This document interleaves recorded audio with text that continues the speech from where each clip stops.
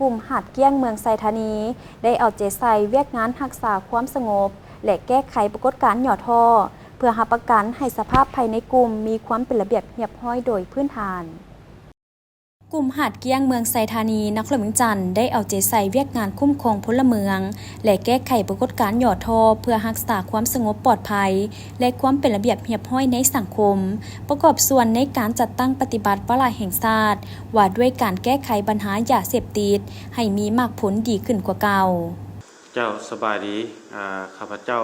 พันโทพรไซทอจงเลจี้หัวหน้าปกส.กลุ่มหาดเกี้ยงเมืองไซธานีนครหลวงเวียงจันทร์ขอรายงานเกี่ยวกับการเคลื่อนไหวเวียกงานป้องกันความสงบสุขติดพันกับเวียกงานก่อสร้างหากฐานการเมืองกลุ่มหาดเกี้ยงมีทั้งหมด9บ้านมี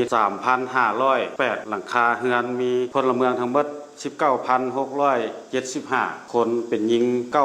9,951 คนได้ขึ้นสมโนครัวแล้ว 3,047 ครอบครัวมีคนมาพักเซาทั้งหมด370 คนเป็นหญิง197 คนรุด143 คนเป็นหญิง66 คนเพิ่มนี่มี240 คนเป็นหญิง96 คนปรากฏการณ์ย่อท่อต่างๆที่เกิดขึ้นอยู่ภายในกลุ่มหาดเกี้ยงพวกเราระยะ1 ปีผ่านมามีทั้งหมด73 เรื่องสามารถแก้ไขได้30 เรื่องสามารถกักผู้ต้องหาได้32 คนเป็นหญิง3 คนอยู่ในนี้ก็ได้ส่งปกส.เมืองดำเนินคดีทั้งหมด22เป็นหญิง3เนาะนอกจากนี้ก็แม่นได้เก็บของกลางยาบ้าได้จำนวน 1,920 เม็ดเก็บกู้รถจักรได้10 คันมอบให้เจ้าของเดิมคืนเป็นน้ำใส้จำนวน7 คันส่งให้เมืองเป็นผู้ดำเนินสืบต่อจำนวน3 คันเป้าหมายที่ได้ขึ้นอยู่ภายในกลุ่มเฮา1 ปีผ่านมาอยู่กลุ่มหัดเกี้ยงมีทั้งหมด142เป็นหญิง5เนาะอยู่ในนี้เป็นประเภทที่1นี่มี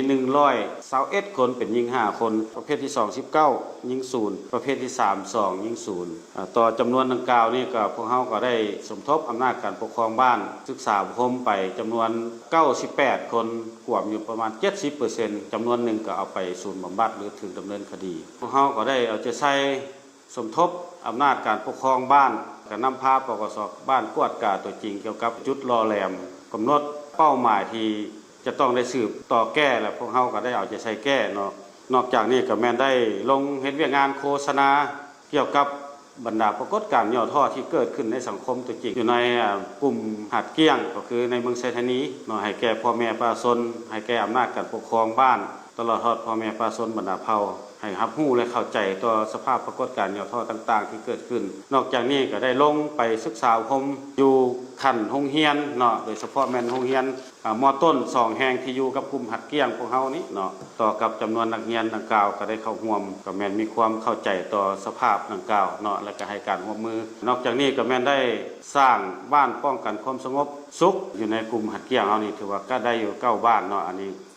ด้วยความเอาใจใส่ในการจัดตั้งปฏิบัติหน้าที่ของกำลังป้องกันความสงบกลุ่มหาดเกี้ยงได้เฮ็ดให้สภาพภายในกลุ่มมีความสงบโดยพื้นฐานและประชาชนบ้านต่างๆภายในกลุ่มมีความอุ่นเอียงทุนเทียงเฮ็ดให้การแก้ไขปรากฏการณ์หย่อท่อนับมือนับหลุดลง